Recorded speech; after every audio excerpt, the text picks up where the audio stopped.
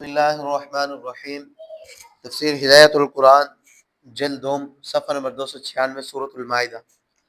بسم اللہ الرحمن الرحیم یا ایھا الذین آمنوا لا تتخذوا الذین اتخذوا دینکم ہزوا ولعبا من الذین اوتوا الکتاب من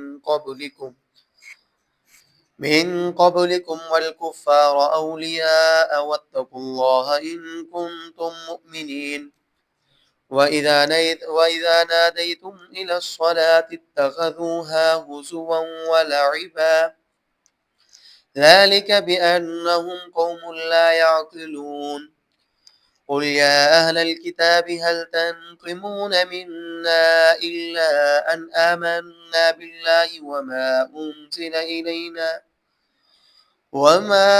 أُنزِلَ إلينا وما أنزل من قبل وأن أكثركم فاسقون قل هل أنبئكم بشر من ذلك مثوبة عند الله من لعنه الله وغضب عليه وجعل منهم القردة والخنازير وعبد الطاغوت أولئك شر مكانا وأضل عن سواء السبيل وإذا جاءوكم قالوا آمنا وقد دخلوا بالكفر وهم قد خرجوا به والله أعلم بما كانوا يكتمون وترى كثيرا منهم يسارعون في الإثم والعدوان وأكلهم السحت لبئس ما كانوا يعملون لولا ينهاهم الربانيون والأحبار عن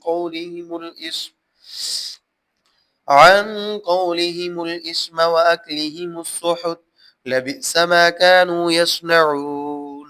لفظی معنی یا ایھا الذین آمنوا، اے وہ لوگوں جو ایمان لائے ہو، لا تتخذوا الذین، مت بناؤ تم ان لوگوں کو جنہوں نے اتخذوا بنایا دینکم تمہارے دین کو ہزوا ولعبا ٹھٹا اور کھیل، من الذین ان لوگوں میں سے جو اوت الکتاب دیے گئے آسمانی کتاب، من قبلکم تم سے پہلے، والکفار اور کافروں کو اولیاء دوست، واتقوا اللہ اور ڈرو اللہ سے، ان کنتم مؤمنین اگر ہو تم ایمان والے، وَإِذَا نَادَيْتُمْ اور جب پکارتے ہو تم الی الصلاۃ نماز کے لیے، اتخذوها تو بناتے ہیں وہ اس عبادت کا، ہزوا ولعبا ٹھٹا اور کھیل، ذالک بانہم یہ بات وہی وجہ سے کہ وہ قوم ایسے لوگ ہیں لا یعقلون جو سمجھتے نہیں ہیں۔ قل یا اہل الکتاب کہو اے آسمانی کتاب والو، هل تنقمون منا نہیں عیب پاتے ہو تم ہمارے اندر، الا ان آمنا مگر یہ کہ ایمان لائے ہم، باللہ اللہ پر، وما انزل الینا اور اس پر جو اتارا گیا ہماری طرف، وما انزل من قبل اور اس پر جو اتارا گیا قرآن سے پہلے، وان اکثرکم فاسقون اور یہ کہ تم میں سے بیشتر حد اطاعت سے نکلنے والے ہیں۔ قل هل انبئکم کہو کیا آگاہ کروں میں تم کو، بشر من ذالک زیادہ برے سے اس سے بھی، مثوبتاً بدلہ کے اعتبار سے، عند اللہ اللہ کے نزدیک، من لعنہ اللہ جس کو پھٹکارا اللہ نے، وغضب علیہ اور غضبناک ہوئے وہ بھی اس پر، وجعل منہم اور بنایا ان میں سے، القردۃ بندر، والخنازیر اور سور، وعبد الطاغوت اور پوجا اس نے شیطان کو، اولئک شر مکانا وہی لوگ برے درجہ میں ہیں، واضل اور زیادہ گمراہ عن سواء السبیل سیدھے راستے سے۔ وَإِذَا جَاءَكُمْ اور جب آتے ہیں تمہارے پاس، قالوا کہتے ہیں، آمنا ایمان لائے ہم، وقد دخلوا بالکفر حالانکہ آئے ہیں وہ کفر کے ساتھ، وہم اور وہ قد خرجوا بھی تحقیق نکلے اس کے ساتھ، واللہ اعلم اور اللہ تعالیٰ خوب جانتے ہیں، بما كانوا یکتمون ان باتوں کو جو چھپایا کرتے تھے وہ، وترى كثير اور دیکھتے ہیں آپ ان میں سے بہتوں کو، یسارعون فی الاسم دوڑ رہے ہیں گناہ میں، والعدوان اور ظلم اور زیادتی میں، واکلہم السحت اور ان کے کھانے میں حرام مال کو، لبئس ما یقیناً برا ہے جو، کانوا یعملون کیا کرتے تھے وہ، لولا کیوں نہیں، ینہاہم الربانیون روکتے ان کو اللہ والے، والاحبار اور بڑے علماء، عن قولہم الاسم ان کے کہنے سے گناہ کی بات، واکلہم السحت اور ان کے کھانے سے حرام مال، لبئس ما کانوا یصنعون البتہ برا ہے جو وہ کیا کرتے تھے۔ اہل کتاب اور ہر منکر اسلام کو دوست بنانے کی ممانعت اور اس کی وجہ، گزشتہ آیات میں اہل کتاب یعنی یہود و نصارہ کو دوست بنانے کی ممانعت تھی۔ اب حکم عام کرتے ہیں، خواہ اہل کتاب ہوں جن کو قرآن کریم سے پہلے آسمانی کتابیں دی گئی، خواہ دیگر منکرین اسلام ہوں، ہندو ہوں، بدھ مت، کمیونسٹ، یا اسی طرح مسلمان کے وہ فرقے جو دائرہ اسلام سے نکل چکے ہیں، ان سب کو دوست رازدار بنانا ممنوع ہے۔ اس کی وجہ یہ سب لوگ اسلام کا یا مذہب حق کا مذاق اڑاتے ہیں، دین حق کا کھیل تماشا بناتے ہیں، اور گمراہ فرقے بھی اہل حق کو برا کہنے میں کسر نہیں چھوڑتے۔ ایسے لوگوں سے دوستی کے کیا معنی؟ آدمی دوست کا اثر قبول کرتا ہے، گندگی میں جو گھستا ہے گندا ہوتا ہے، بس مسلمان اپنا دین کیوں خراب کرے؟ جو سچے مومنین ہیں وہ اللہ سے ڈرے اور اس کے حکم کی خلاف ورزی نہ کریں، اور بدقماش یعنی بد دین لوگوں سے دوستی نہ کریں، ورنہ وہ بھی شرابی اور بے نمازی ہو جائے گی۔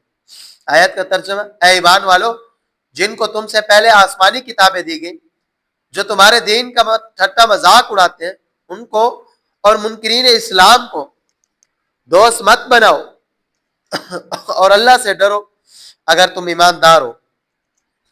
اہل کتاب اور کفار مسلمانوں کی عبادت کا مذاق اڑاتے ہیں۔ جب اذان پکاری جاتی ہے تو غیر مسلم مسلمانوں کی عبادت کا مذاق اڑاتے ہیں، حالانکہ اذان کیا ہے؟ اللہ کی کبریائی اور یکتائی کا اعلان، نبی کریم صلی اللہ علیہ وسلم کی رسالت کا اقرار، نماز کی دعوت جو سبھی سماوی ملتوں میں کی مشترک عبادت ہے، اور اس پر کامیابی کا مجدہ، اور آخر میں دوبارہ اللہ کی بڑائی اور توحید کا اعلان، اور اذان کے بعد جو نماز پڑھی جاتی ہے اس کے ذریعے اللہ کے سامنے آخری درجہ کی عاجزی اور نیاز مندی کا اظہار ہوتا ہے۔ مگر یہود و نصارہ اور مشرکین کو اذان اور نماز سے چڑھ ہے، جہاں ان کی حکومتیں ہیں مساجد بنانے کی اجازت مشکل سے دیتے ہیں، اور منارہ اور گنبد بنانے کے تو ہرگز روادار نہیں ہوتے، نعلہ مکبر و صوت سے اذان دینے کی اجازت، یہ سب کیا ہے؟ مسلمانوں کی عبادت کی ناپسندیدگی ہے۔ اور آیت کا شان نزول چند واقعات ہے۔ نمبر 1، مدینہ میں ایک عیسائی تھا، جب وہ اذان میں اشہد ان محمد رسول اللہ سنتا تو کہتا جھوٹے کو اللہ تعالیٰ جلا دے۔ پھر اتفاق یہ ہوا کہ وہ اور اس کا خاندان سویا ہوا تھا، ایک چھوکرا آگ لے کر گھر میں آیا، اس میں سے ایک چنگاری گر گئی جس سے آگ بھڑکی اور وہ اور اس کا سارا خاندان جل گیا۔ نمبر 2، جب اذان ہوتی اور مسلمان نماز کے لیے کھڑے ہوتے تو یہود کہتے یہ کھڑے ہوئے ہیں، خدا کرے کبھی ان کو کھڑا ہونا نصیب نہ ہو، اور جب مسلمان رکوع سجدہ کرتے تو ٹھٹا کرتے، مذاق اڑاتے، کیونکہ ان کی نماز میں رکوع سجدہ نہیں تھا۔ نمبر 3، مکہ سے حنین جاتے ہوئے جب لشکر ایک بستی کے پاس اترا اور نماز کا وقت ہوا تو حضرت بلال رضی اللہ تعالیٰ عنہ نے اذان دینی شروع کی۔ گاؤں کے جوان جو تماشا دیکھنے آئے تھے انہوں نے مؤذن کی آواز میں آواز ملا کر مذاق شروع کیا۔ نبی کریم صلی اللہ علیہ وسلم کے حکم سے سب پکڑ لیے گئے۔ ان میں سے ابو معذورہ رضی اللہ تعالیٰ عنہ مسلمان ہوئے اور ان کو مکہ کا مؤذن مقرر کیا۔ اللہ تعالیٰ فرماتے ہیں، یہ لوگ اذان اور نماز کا مذاق کیوں اڑاتے؟ اس لیے اڑاتے کہ یہ بے عقل ہے۔ عقل معاش تو ان کے پاس ہے مگر عقل معاد نہیں، بھلا اللہ کی بندگی اور اس کی صورتیں بھی قابل تمسخر ہیں، ان کا بھی مذاق اڑایا جائے۔ آیت کا ترجمہ، اور جب نماز کے لیے تم آواز دیتے ہو تو وہ اہل کتاب اور کفار اس کا ٹھٹا مخول کرتے ہیں۔ یہ بات اس وجہ سے ہے کہ وہ لوگ ناسمجھ ہیں۔ کیا مسلمانوں کا سچا ایمان اور ان کی اطاعت شعاری اہل کتاب کے نزدیک عیب ہے جس کی وجہ سے وہ ان کے استہزاء کرتے ہیں؟ کسی کام کی ہنسی اڑا دینا اس کی دو وجہ سے ہوتا ہے۔ ایک، اس وجہ سے کہ اس کے کام قابل استہزاء ہے، دوسری وجہ اس وجہ سے کہ کام کرنے والے کی حالت قابل استہزاء ہے۔ اب غور کرو، اذان اور نماز تو قابل استہزاء نہیں، وہ تو بہترین کام ہے، لا محالہ مسلمانوں کی حالت ہی اہل کتاب کے نزدیک قابل استہزاء ہوگی۔ مسلمانوں کی حالات کیا ہے؟ وہ اللہ پر اور اللہ کی نازل کی ہوئی کتاب قرآن پر اور قرآن سے پہلے جو کتابیں نازل ہو چکی ہیں ان سب پر ایمان رکھتے ہیں، اور وہ کتابیں جن رسولوں پر نازل ہوئے ان کو سچا مانتے ہیں۔ مگر اہل کتاب کا نہ سب کتابوں پر ایمان ہے نہ سب رسولوں پر۔ یہود حضرت عیسیٰ علیہ السلام کو اور نبی کریم صلی اللہ علیہ وسلم کو نہیں مانتے، اور انجیل اور قرآن کو بھی اللہ کی کتابیں نہیں مانتے، اور عیسائی نبی کریم صلی اللہ علیہ وسلم کو اور آپ صلی اللہ علیہ وسلم پر نازل شدہ قرآن کو نہیں مانتے، جبکہ سب انبیاء ایک اتھارٹی کے بھیجے ہوئے ہیں اور سب کتابیں ایک سرچشمہ سے نکلی ہوئی نہریں ہیں۔ بس بتاؤ قابل استہزاء حالت مسلمانوں کی ہے یا اہل کتاب کی ہے؟ مسلمان ہر طرح اللہ تعالیٰ کی اطاعت، شعار اور فرما بردار ہے، اور وہ اللہ کی نازل کی ہوئی ساری شریعت پر عمل کرتے ہیں، اور اہل کتاب کا حال یہ ہے کہ ان میں سے اکثر دائرہ اطاعت سے باہر ہے، فاسق ہیں، جو احکام ان کو پسند ہے ان پر عمل کرتے ہیں، اور جو احکام ان کی مرضی کے خلاف ہیں ان کو پس پش ڈال دیتے ہیں۔ یہ کیسی اطاعت ہے؟ بس بتاؤ کس کی حالت قابل تمسخر ہے؟ مسلمانوں کی، اہل کتاب کی۔ مگر چور الٹا کوتوال کو ڈانٹے، یہاں تو معاملہ الٹ گیا۔ اہل کتاب مسلمانوں کا ٹھٹا کرتے ہیں، فائدہ، اور اکثر اس لیے کہا کہ ان میں کچھ ایسے بھی تھے جو ہر حال میں اطاعت شعار تھے، وہ نبی کریم صلی اللہ علیہ وسلم پر ایمان لائے تھے اور قرآن کریم کی مطابقت کرنے والے۔ قرآن کریم ضدین میں سے ایک کو بیان کر کے دوسری ضد بھی مراد لیتا ہے۔ قرآن کریم کا ایک خاص اسلوب ہے، وہ کبھی ضدین میں سے ایک کو بیان کرتا ہے اور فہم سامع پر اعتماد کر کے دوسری ضد کو چھوڑ دیتا ہے۔ سامع تقابل سے دوسری ضد کو خود ہی سمجھ لے گا، جیسے سورہ آل عمران کی آیت نمبر 26 میں بیادی کا الخیر، اس کے بعد اس کی ضد شر کو چھوڑ دیا، جبکہ وہ بھی مراد ہے، شر کے مالک بھی اللہ تعالیٰ۔ اور سورۃ الاحزاب کی آیت نمبر 72، اس میں ظلوماً جہولا، اس کی جو ضد ہے عادل و علیم کو چھوڑ دیا۔ انسان نے بار امانت اٹھایا، بے شک وہ بڑا ظالم، بڑا نادان ہے۔ سوال یہ ہے کہ انسان نے کام وہ کیا جو کوئی مخلوق نہیں کر سکے، اور صلہ یہ ملا کہ وہ ظلم و جہول ہے۔ اس کا جواب یہ ہے کہ اس ضدین میں سے ایک کو بیان کیا اور مراد دوسری ضد بھی ہے، بس یہ صرف صفات ذم نہیں، ان میں صفات مدح بھی مضمر ہے، یعنی انسان چاہیے تو علیم و عدول بھی بن سکتا ہے، انسان میں اس کی وافر صلاحیت ہے، اور نہ چاہے تو ظلم و جہول ہوگا۔ اسی طرح یہاں اہل کتاب کا فسق یعنی عدم اطاعت اور مسلمانوں کی اطاعت شعاری ضدین ہے۔ ان میں سے ایک کو یعنی اہل کتاب کے فسق کو بیان کیا اور وہ مراد بھی ہے، اور اس کی ضد مسلمانوں کی اطاعت شعاری بھی مراد ہے۔ ترجمہ: پوچھو آئے اہل کتاب، تم ہم میں عیب، یہی عیب تو پاتے ہو کہ ہم ایمان لائے اللہ پر اور اس کی کتاب پر جو ہماری طرف اتاری گئی ہے، اور ان کتابوں پر جو قرآن سے پہلے اتاری گئی ہیں، اور یہ عیب پاتے ہو کہ تم میں سے اکثر حد اطاعت سے نکلنے والے ہیں، یعنی ہم تو اطاعت شعار ہے، بس کیا تمہارے نزدیک مسلمانوں کا یہ عیب ہے جس کی وجہ سے تم ان کا مذاق اڑاتے ہو؟ استہزاء اور ملامت کے قابل کون لوگ ہیں؟ اللہ تعالیٰ پر ایمان لانا، اللہ کی طرف سے نازل شدہ تمام کتابوں کی تصدیق کرنا اور اللہ کے تمام احکامات کی پیروی کرنا مسلمانوں کا ہنر ہے، مگر اہل کتاب کے خیال میں یہ ان کی برائی ہے، اس لیے وہ مسلمانوں سے ٹھٹا کرتے ہیں، ان کا الو بناتے ہیں، جبکہ یہ باتیں قابل تعریف ہیں، قابل الزام۔ چار لوگ ہیں۔ نمبر ایک، کوئی یہودی مچھیرے تھے، انہوں نے ہیلا کر کے ہفتے کے دن مچھلیاں پکڑے اور فہمیش کے باوجود باز نہیں آئے۔ اللہ تعالیٰ نے ان کو اپنی رحمت سے دور کر دیا اور ان پر سخت غصہ ہوئے، اور ان میں سے کچھ کو بندر اور سور بنا دیا، اور انہوں نے شیطان کی اطاعت کی، اس کے ورغلانے میں آ گئے۔ یہ لوگ قابل ملامت ہیں اور مورد طعن، یہ بدترین یہودی تھے اور راہ راست سے بھٹک گئے تھے، نہ کہ مسلمان۔ دوسرے لوگ وہ منافق یہودی قابل ملامت ہیں جو نبی کریم صلی اللہ علیہ وسلم کی مجلس میں آتے ہیں اور اپنا مومن ہونا ظاہر کرتے ہیں، جبکہ وہ کافر ہی آتے ہیں اور کافر ہی جاتے ہیں۔ بس کیا اللہ تعالیٰ ان کے دلوں کے کفر سے بے خبر ہے؟ یہی منافق یہودی استہزاء کے لائق، نہ کہ مسلمان۔ نمبر 3، وہ عام یہودی قابل ملامت جو نبی کریم صلی اللہ علیہ وسلم کی مجلس میں آتے ہیں اور اپنا مومن ہونا ظاہر کرتے ہیں، جبکہ وہ کافر ہی آتے ہیں اور کافر ہی جاتے ہیں۔ بس کیا اللہ تعالیٰ ان کے دلوں کے کفر سے بے خبر ہے؟ یہی منافق یہودی استہزاء کے لائق ہے، نہ کہ مسلمان۔ تیسری قسم کے لوگ وہ عام یہودی قابل ملامت ہیں جو شوق سے گناہوں کی طرف جھپٹتے ہیں، لازمی گناہ بھی کرتے ہیں اور متعدی بھی۔ لازمی گناہ وہ ہیں جن کا اثر ان کی ذات تک محدود رہتا ہے، یہی اس میں، اور متعدی گناہ وہ ہیں جن کا اثر دوسروں تک پہنچتا ہے۔ یہ ظلم و عدوان ہے اور حرام خوری ان کا شیوا ہے۔ ان لوگوں کی برائی میں کیا شبہ، یہود ان پر طعن و تشنیع کیوں نہیں کرتے؟ چوتھے لوگ یہود کے خواص، درویش اور کبار علماء اپنے عوام کی بری حالت دیکھتے ہیں اور گونگے شیطان بنے رہتے ہیں۔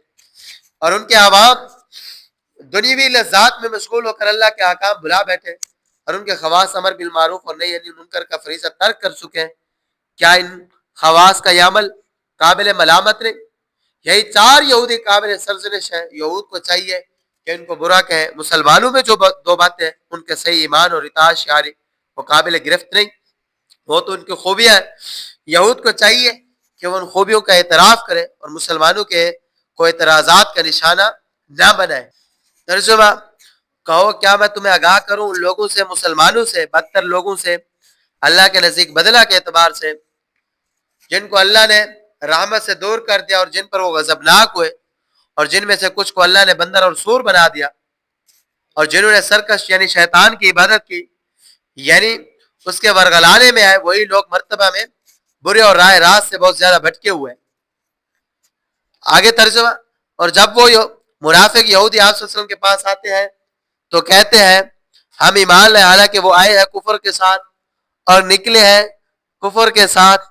اللہ تعالیٰ خوب جانتے ہیں اس بات کو جو وہ چھپاتے ہیں.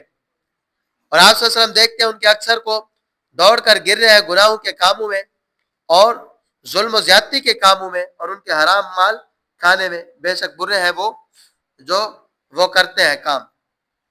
کیوں نہیں روکتے ان عوام کو اللہ والے اور بڑے علماء ان کے گناہ کی باتوں سے اور ان کے حرام مال کھانے سے؟ یقیناً برا ہے جو وہ کیا کرتے ہیں، یعنی امر بالمعروف اور نہی عن المنکر کا چھوڑنا. فائدہ: عربی میں فعل ہر کام کو شامل ہے، خواہ بالقصد ہو یا بلا قصد ہو، اور عمل وہ کام ہے جو بالقصد کیا جائے، اور صنعت اس کام کے لیے ہے جو بالقصد ہو، بار بار کیا جائے اور اس کو درست بھی سمجھا جائے. عوام کی بے راہ روی کے لیے لفظ عمل استعمال کیا اور خواص کے لیے لفظ صنع. اس میں اشارہ ہے کہ خواص کا عمل عوام کے عمل سے زیادہ برا ہے. آگے آیات مبارکہ: وقالت اليهود يد الله مغلولة غلت أيديهم ولعنوا بما قالوا بل يداه مبسوطتان ينفق كيف يشاء ولا يزيدن كثيرا منهم ما أنزل إليك من ربك طغيانا وكفرا وألقينا بينهم العداوة والبغضاء إلى يوم القيامة كلما أوقدوا نارا للحرب أطفأها الله ويسعون في الأرض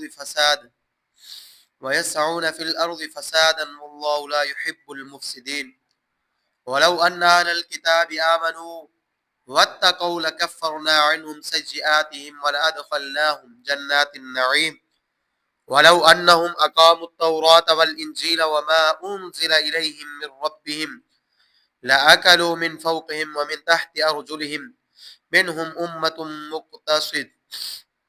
مقتصدة وكثير منهم ساء ما يعملون.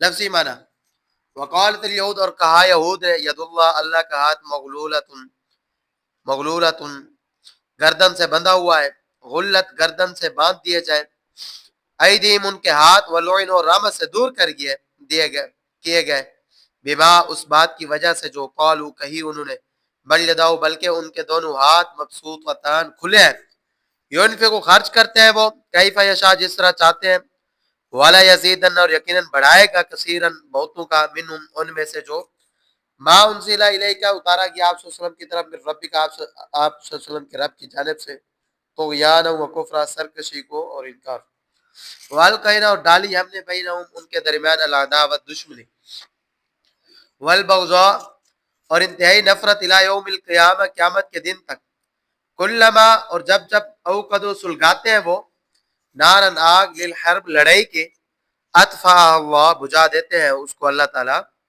ویسعون اور دوڑ دھوپ کرتے ہیں وہ، فی الارض زمین میں، فسادا بگاڑ کے لیے، واللہ لا یحب المفسدین اور اللہ تعالیٰ نہیں پسند کرتے بگاڑ پیدا کرنے والوں کو. ولو ان اہل الکتاب اور اگر بلا شبہ اہل کتاب آمنوا ایمان لاتے، واتقوا اللہ اور اللہ سے ڈرتے، لکفرنا تو ضرور مٹاتے ہم عنہم ان سے سیئاتہم ان کی برائیاں، ولا ادخلناہم اور ضرور ہم ان کو داخل کرتے جنات النعیم باغات میں نعمتوں کے. ولو انہم اقاموا التوراۃ اور اگر بالیقین وہ سیدھا کرتے تورات کو، والانجیل اور انجیل کو، وما انزل الیہم اور اس کو جو اتارا گیا ان کی طرف، من ربہم ان کے پروردگار کی طرف سے، لاکلوا من فوقہم تو ضرور کھاتے وہ اپنے اوپر سے، ومن تحت ارجلہم اور نیچے سے، ان کے پیروں کے منہم امہ، ان میں سے ایک جماعت مقتصدۃ سیدھے راستے پر ہے، وہ کثیر منہم اور بہت سے ان میں سے ساء ما یعملون برے ہیں وہ کام جو کرتے ہیں۔ یہود مسلمانوں کو کیا بخشے گے؟ وہ تو اللہ تعالیٰ میں بھی عیب نکالتے ہیں جو ہر طرح بے عیب ہے۔ مسلمانوں کے دو کمال، اللہ تعالیٰ پر اور ان کی تمام کتابوں اور تمام رسولوں پر ایمان لانا اور ان کی کامل اطاعت شعاری۔ یہود کے نزدیک عیب تھے، اس لیے وہ اذان اور نماز وغیرہ عبادات کا مذاق اڑاتے تھے، جیسا کہ گزشتہ آیات میں بیان ہوا۔ چشم عداوت کو ہنر بھی عیب نظر آتا ہے۔ وہ مسلمانوں کو کیا بخشیں گے؟ وہ تو اللہ تعالیٰ میں بھی عیب نکالتے ہیں جو ہر طرح بے عیب ہے، وہ اللہ تعالیٰ کو بخیل بتاتے ہیں جبکہ بخل بڑا عیب ہے، اور اللہ پاک تو سخیوں کے سخی ہے۔ ہوا یہ تھا کہ مدینہ کے یہودی معاشی اعتبار سے بہت مضبوط تھے، ان کے پاس کھیت باغات اور تجارت تھی، اور مدینہ کے مشرکین ان کے دست نگر تھے، ان سے سود پر قرض لیتے تھے جو یہود کی مستقل آمدنی تھی۔ جب نبی کریم صلی اللہ علیہ وسلم مدینہ کی طرف ہجرت فرمائی تو اللہ تعالیٰ نے ان کو سختیوں میں مبتلا کیا، ان کی آمدنی گھٹنے لگی، بس انہوں نے اللہ تعالیٰ پر ردہ رکھا اور کہا اللہ تعالیٰ بخیل ہو گئے اس لیے ہم پر ان کے افضال کم ہو گئے۔ ایسے نالائق جو بے عیب اللہ تعالیٰ میں بھی عیب نکالے وہ مسلمانوں کو کیا بخشیں گے؟ ان کے کمالات کا مذاق اڑائے تو کیا بعید ہے۔ سورۃ الاعراف کی آیت نمبر 94 میں اللہ کی ایک سنت کا بیان ہے کہ جب وہ کسی بستی میں کسی نبی کو مبعوث فرماتے ہیں تو اس کے باشندوں کو سختی اور تکلیف سے دوچار کرتے ہیں تاکہ وہ ڈھیلے پڑے، اکڑ منہ چھوڑیں اور ایمان لائیں۔ چنانچہ حسب سنت یہود پر معاشی تنگی کی گئی تاکہ وہ ایمان لائیں اور مشرکین کے لیے ایمان کی راہ کھلے، لیکن اللہ تعالیٰ ان پر رد فرماتے ہیں کہ بخیل تو وہ خود ہے، کسی کو ایک کوڑی نہیں دیتے ہیں، بخل بڑا عیب ہے اور اللہ تعالیٰ ہر عیب سے پاک ہے، اور سخاوت بڑا کمال ہے، اور تمام کمالات اللہ تعالیٰ کی ذات میں جمع ہے، ان سے بڑا کوئی سخی نہیں، ان کے دونوں ہاتھ کھلے ہیں، وہ جس طرح چاہتے ہیں خرچ کرتے ہیں۔ بتاؤ ابتدائے کائنات سے انہوں نے مخلوقات پر کتنا خرچ کیا، بس کیا ان کے خزانے میں کچھ کمی آئی؟ البتہ یہود کی اس بکواس کی وجہ سے اللہ تعالیٰ نے ان کو اپنی رحمت سے دور کر دیا اور بددعا کے رنگ میں پیشین گوئی کی یا ان کی واقعی حالت بیان کی کہ بخل نے ان کے ہاتھ بالکل ہی بند کر دیا۔ آیت کا ترجمہ، اور یہود نے کہا اللہ کا ہاتھ گردن سے بندھا ہوا ہے، یعنی الیاذ باللہ وہ بخیل ہو گئے، اس لیے ہم پر ان کی مہربانیاں کم ہو گئی ہیں، ان کے ہاتھ گردن سے باندھ دیے گئے۔ یہ بددعا یا ان کی واقعی حالت کا بیان ہے کہ بڑے بخیل تو وہ خود ہے اور اپنی بات کی وجہ سے رحمت سے دور کر دیے گئے، یہ ان کے بکواس کی سزا ہے، بلکہ ان کو دونوں ہاتھ کھلے ہیں، وہ جس طرح چاہتے ہیں خرچ کرتے ہیں، یعنی وہ اعلیٰ درجے کے سخی ہیں، مگر حسب مصلحت دیتے ہیں۔ فائدہ ید ہاتھ اللہ تعالیٰ کی ایک صفت ہے اور صفات متشابہات ہے، یعنی مخلوقات کی صفات کے قبیل سے ہے، مگر اللہ تعالیٰ بے مثال ہے۔ سورۃ الشورى کی آیت نمبر 11 میں لیس کمثلہ شیء وہو السمیع البصیر، اللہ کے معنی جیسی بھی کوئی چیز نہیں مگر وہ خوب سنتے اور ہر چیز دیکھتے ہیں، یعنی ان کا سمیع و بصیر ہونا مخلوقات کے سمیع و بصیر ہونے کی طرح نہیں بلکہ اس سے قریب تر بھی نہیں۔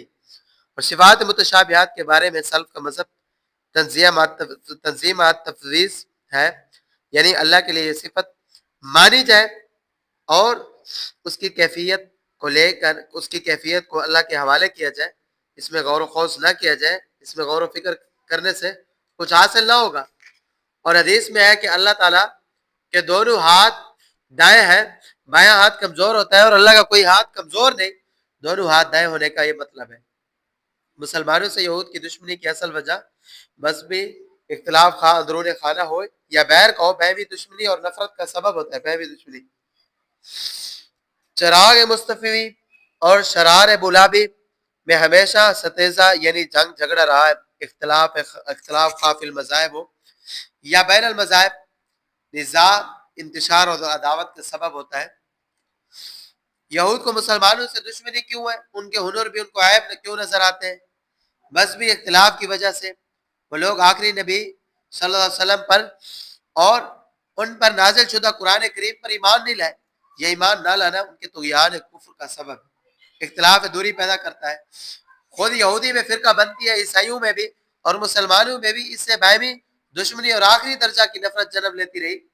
بار بار تلواریں نکل آتی ہیں مگر اللہ تعالیٰ جنگ نہیں ہونے دیتے، مگر دلوں میں میل باقی رہتا ہے اور پروپیگنڈا مشینری کام کرتی رہتی ہے۔ لوگوں کے عقائد خراب ہوتے ہیں، زمین میں بگاڑ پھیلتا ہے، اور بگاڑ پیدا کرنے والوں کو اللہ تعالیٰ پسند نہیں کرتے. اس لیے اہل حق کو ان کی تردید کرنی پڑتی ہے جو ان کو کھلتی ہے. ایک واقعہ، میں ایک مرتبہ حیدرآباد گیا، جامعہ اشرف العلوم میں میرا قیام تھا. وہاں مسائل کی مجلس میں کسی نے مودودی فکر کے بارے میں سوال کیا. میں نے ان کی گمراہی تفصیل سے بیان کی. دوسرے دن صبح سویرے میرے پاس ایک وفد آیا. ان حضرات نے کہا ہم اس شہر میں اتفاق سے رہتے ہیں، آپ کی باتوں سے اختلاف ہوگا. میں نے ان سے دو باتیں عرض کی. ایک، اگر اہل حق خاموش رہے تو اہل باطل خاموش نہیں بیٹھیں گے، وہ اپنا کام کرتے رہیں گے. بس نقصان کس کا ہوگا، اہل حق کا یا اہل باطل کا؟ باطل بڑھتا رہے گا اور حق دب کر دفن ہو جائے گا. دوسری بات، جب ہم بیاہ مبوس ہوتے ہیں اور کام شروع کرتے ہیں تو اختلاف ہوتا ہے، تو کیا یہ اختلاف برا ہے؟ ہر اختلاف برا نہیں ہوتا. بعض اختلافات رحمت ہوتے ہیں. باطل کی حقیقت واشگاف کرنا اور حق کا بول بالا کرنا ہرگز برا نہیں بلکہ ضروری ہے.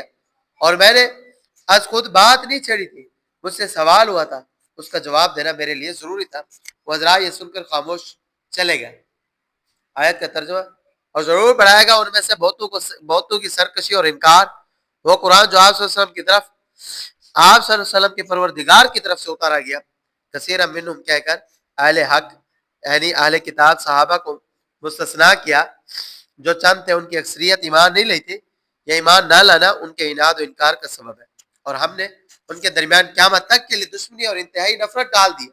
یہ بات بطور دلیل فرمائی ہے، اور قیامت تک کے لیے یعنی ہمیشہ کے لیے یہود میں جو مذہبی گروہ بندی ہوئی ہے اس میں غور کرو. وہ اختلاف کس درجہ عداوت اور دشمنی کا سبب بنا ہے. بس بین المذاہب یعنی اسلام اور یہودیت کے درمیان جو اختلاف ہے تو وہ اس سے زیادہ منافرت کا سبب ہوگا. وہ جب لڑائی کی آگ سلگاتے ہیں اللہ تعالیٰ اس کو بجھا دیتے ہیں. یہ فرقوں کے درمیان دشمنی اور انتہائی نفرت کی دلیل ہے. ان کے درمیان بار بار تلواریں نکل آتی ہیں مگر اللہ تعالیٰ جنگ نہیں ہونے دیتے. یہ اللہ کی حکمت اور مصلحت ہے، ورنہ دشمنی میں کوئی کمی نہیں. اور وہ زمین میں بگاڑ کے لیے دوڑ دھوپ کرتے ہیں، یعنی ان میں باہم جنگ تو نہیں ہوتی مگر پروپیگنڈا مشینری برابر اپنا کام کرتی رہتی ہے، اور اللہ تعالیٰ بگاڑ پیدا کرنے والوں کو پسند نہیں کرتے. اس میں اشارہ ہے کہ حق کے لیے محنت کرنے والوں کو پسند کرتے ہیں. یہود میں تو سبھی فرقے گمراہ تھے، اس لیے سبھی مبعوث ہیں، مگر اسلام میں ہمیشہ ایک جماعت سواد اعظم حق پر برقرار رہے گی، اور وہ جو دین حق کے لیے محنت کرے گی اور اصلاح کی کوشش ہوگی اس کے لیے اللہ تعالیٰ ان کے کام کو پسند کرے گی. یہود دارین کی بھلائی چاہتے ہیں تو اس کا صرف ایک راستہ ہے، ایمان لیں اور نیک کام کریں. یہود کے جرائم اور شرارتیں اگرچہ سخت ہیں مگر توبہ کا دروازہ کھلا ہے. اگر وہ نبی کریم صلی اللہ علیہ وسلم پر اور قرآن کریم پر ایمان لیں اور تقوی اختیار کریں. تقوی کے دو بازو ہیں، گناہوں سے بچنا اور نیک کام کرنا. تو اللہ تعالیٰ ان کو اخروی اور دنیوی دونوں نعمتوں سے نوازیں گے. ان کی رحمت بے پایا ہے. مجرم شرمسار ہو کر ان کے در پر آئے تو اس کو دھکا نہیں دیتے، گلے سے لگاتے ہیں. ترجمہ، اور اگر بالیقین اہل کتاب ایمان لاتے اور اللہ سے ڈرتے یعنی اخلاص سے ایمان لاتے اور اعمال صالحہ کرتے، کیونکہ فرائض و واجبات کا ترک کبیرہ گناہ ہے، تو ہم ضرور ان کی برائیاں مٹاتے اور ہم ضرور ان کو نعمتوں کے باغات میں داخل کرتے. یہ آخرت کا فائدہ ہے اور دنیا کی برکات کا ذکر اگلی آیت میں ہے. ترجمہ، اور اگر وہ بالیقین تورات اور انجیل اور اس قرآن کو قائم کرتے یعنی ان پر صحیح طرح سے عمل کرتے جو ان کی طرف ان کے پروردگار کی جانب سے نازل کیا گیا. اللہ کی کتابیں در حقیقت لوگوں کی طرف نازل کی جاتی ہے. انبیاء واسطہ ہوتے ہیں تاکہ وہ کتابیں لوگوں تک پہنچائے اور ان کو سمجھائے، تو وہ اپنے اوپر سے اور اپنے پیروں کے نیچے سے کھاتے ہیں. یہ محاورہ ہے، یعنی دنیا میں بھی وہ نہال ہو جاتے ہیں مگر صورت حال یہ ہے کہ ان میں سے کچھ لوگ سیدھے راستے پر چلنے والے ہیں. یہ ایمان لانے والے اہل کتاب صحابہ ہیں، جیسے حضرت عبداللہ بن سلام رضی اللہ تعالیٰ عنہ اور حضرت نجاشی رحمہ اللہ. اور ان میں سے بیشتر برے کام کرنے والے یعنی اسلام کا انکار کرتے ہیں. آج کا درس اپنے اختتام کو پہنچا. آپ سے یہی التماس ہے کہ آپ ہمارے اس چینل کو ضرور سبسکرائب کریں اور ویڈیو کو ضرور لائک کریں اور صدقہ جاریہ سمجھ کر آگے ضرور شیئر کریں، اور ہماری ہر نئی آنے والی ویڈیو کے ساتھ جڑے رہیں. وآخر دعوانا الحمدللہ رب العالمین.